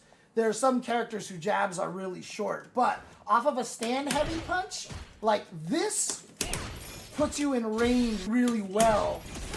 It just reaches all the way, so you can do it from farther away and get it in those situations. I think it's a really good technique. I haven't seen anyone use it, so. Anyways, that's that. In any case, that Street Fighter League, it's gonna be starting tomorrow. I can't join the audience tomorrow because I've got a bunch of doctor appointments, but hopefully starting like on Thursday or Friday, for sure I'm gonna show up, try my best to get there and watch live in person. I think that'll be super fun. I can't wait. I couldn't do it the first week because I was out of town, sadly. December 9th, next Tuesday, will be the EVO announcement show, which I will be watching live here on the stream. You guys definitely want to check that out. Oh, Austin Reeves. Every time Austin Reeves has been in a trade rumor previous to this year, I'm like, what are you doing? What are you doing? Don't trade away another potentially super strong player before he becomes super strong. Now, obviously, we'll have to see how he does in the playoffs because he tends to disappear and his defense isn't the best. However, having LeBron play less minutes and kind of be like the third option right now, LeBron is going to be full of energy by the time we get to the playoffs. And so I think what we're doing is really, really good. Keep LeBron playing lower minutes, let Austin Reeves and Luka go nuts in the regular season. And then if Austin does disappear a little bit in the playoffs, it happens, not necessarily due to nerves because people can focus on you and gear defenses specifically for you. We still have LeBron, right? He can jump up to the number 2 option and Austin doesn't have to have as much pressure. But since Austin is clearly better this year, it's just going to be a very scary thing to deal with, honestly. So anyways, you can get me talking about basketball for long periods of time, so I'm going to stop. Thank you guys for watching. Hope this recap was fun for you guys. Way longer than I expected it to be. Obviously, this episode will probably come out after it started already on YouTube. But hopefully we can get it done soon so people can catch up at home as well. I really wanted to intersperse actual match footage into this, but I ended up getting too caught up in the spreadsheet. I feel like it's only at 40% power. So I'm sorry that I wasn't able to actually get match footage for you guys. I apologize about that. I really wanted to do something cool with this. And then my stupid obsessive nature and my need to like, oh, this is so cool. I have to do it this way. Like as soon as I think of a way to do it, I have to do it. When the idea comes into my head, I'm like, I have to make this work. When I work on a spreadsheet like this, I just have to make this work. So that just happens. But before I go, I also want to remind everybody that if you really want, what the hell I happened? don't have the patience to deal with this today. What? How did that even happen? What is happening over here? Stop. Oh, God, wow, that was so weird. Okay. Anyways, yes, if you can, pick up the tweet shirt that I have here from tenno.gg, merch. Use the QR code on your screen right there. The website is right there, but it's very hard to read, so I'll type it in the chat. Merch.tenno.gg. And it's not just for this shirt. There's a lot of other cool stuff. But if you guys do purchase the shirt and support the shirt, that will give them more impetus to work with me in the future for maybe more shirts. I'll be able to make cooler products for you guys. It's the first time I've ever made merch for myself. It's like the first time I've ever actually decided to make merch for myself. So if you guys could pick this up. Obviously, if you're around kids all the time, you're not going to be able to wear this. I promise I'll try to make some more family-friendly stuff. But for those of you who can pick up the shirt, please consider it at merch. Also check out all the other stuff they have there. They've got a lot of cool stuff. A lot of really nice things that you can wear and show off your love of fighting games without having just to have generic official game art plastered on the shirt. And be extremely uncreative. That's one of the reasons why I like 86. Wow, all my favorite t-shirt companies are numbers. Is Tenno and 86. That's really funny, 86th.com. But if you do want to go to them and get something, please use my affiliate link. I don't even know if my affiliate link works anymore, but if you can, please consider using the affiliate link. I will paste it into the YouTube chat so you guys can see that. So if you guys want to support 86th as well, I need to pick up a bunch of their new stuff because they've got a lot of great stuff. And also, of course, I am wearing the blue glasses that you see up in that picture. These are the official Evo glasses. As you can see here, the Evo logo on here. They are in my prescription. Check out zennyoptical.com. If you do purchase anything, please use the coupon code JCZENNY. JCZENNI. That is why the day that this podcast graced your ears was the most important day of your life. But for me, it was Tuesday. Have a good night, everybody. I'll talk to you guys later. Peace.